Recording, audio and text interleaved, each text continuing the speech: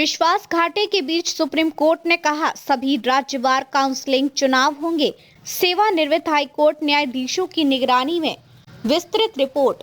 नई दिल्ली, सोमवार को supreme court of India SC ने संकेत दिया है कि देश भर में सभी राज्य बार काउंसिलों के चुनाव अब स्वतंत्र एवं निष्पक्ष रूप से संपन्न कराने के लिए प्रत्येक राज्य में सेवानिवृत्त हाईकोर्ट न्यायाधीशों की अध्यक्षता में एक विशेष पैनल नियुक्त किया जाएगा ताकि चुनाव प्रक्रिया में विश्वासघाटे ट्रस्ट डेफिसिट को दूर किया जा सके।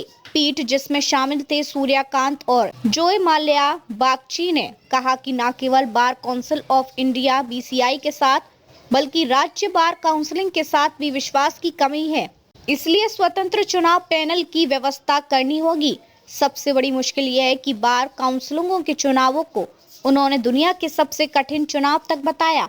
जस्टिस सूर्यकांत ने कहा, स्टेट बार काउंसिल और bar association election are the most difficult election on earth. BCI के अध्यक्ष और वरिष्ठ अधिवक्ता मनन कुमार मिश्रा ने अदालत के इस प्रस्ताव पर कहा कि यदि सेवानिवृत्त न्यायाधीशों की नियुक्ति चुनाव प्रक्रियाओं के लिए की जाती है तो उन्हें बीसीआई को इसमें कोई आपत्ति नहीं है।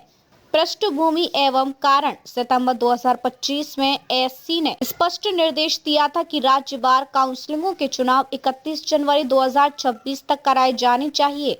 उन्होंने कहा था कि वकीलों के एलएलबी प्रमाण पत्र सत्यापन को चुनाव स्थगित करने का आधार नहीं बनाया जा सकता।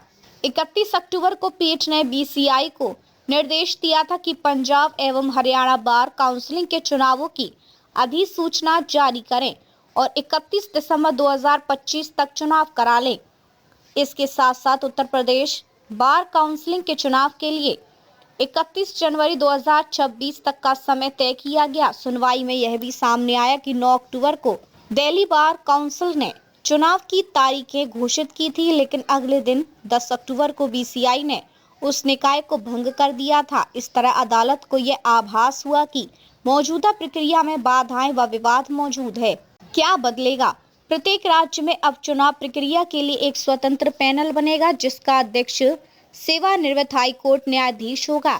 यह राज्य बार काउंसिल व बीसीआई पर उठ रहे भरोसे के संकट को ध्यान में रखकर प्रस्तावित है। बीसीआई को पूरी तरह प्रक्रिया से बाहर नहीं किया जा सकता, लेकिन उसकी भूमिका पारदर्शी व निगरानी योग्य होगी। अदालत ने स्पष्ट किया कि बीसीआई को चुनाव प्रक्रिया से बाहर नहीं किया जा सकता। जल्द से जल्द चुनावों की अधिसूचना जारी करने का निर्देश दिया गया है। विशेष रूप से पंजाब एवं हरियाणा जैसे राज्यों में चुनौतियां और जोखिम। सूत्र बताते हैं कि बार काउंसिलों के बीच विश्वासघाटा की संख्या सिर्फ चुनावों तक सीमित नहीं है। मतदाता सूची, एलएलबी प्रमाण पत्र सत्यापन, चुनाव तिथियों की घोषणा, स्थगन जैसी प्रक्रिया में अनेक अड़चनें सामने आई हैं। यदि सेवानिवृत्त न्यायाधीशों के पैनल सक्रिय रूप से काम नहीं करते या राज्य स्तर पर उनकी नियुक्ति में देरी होती है तो नए चुनावों में समय सीमा चूक सकती है और पुनः विवाद उभर सकते हैं। बीसीआई और राज्य बार काउंसिलों के बीच शक्ति संबंध एवं नियंत्रण प्रश्न अभी भी खुले हुए हैं।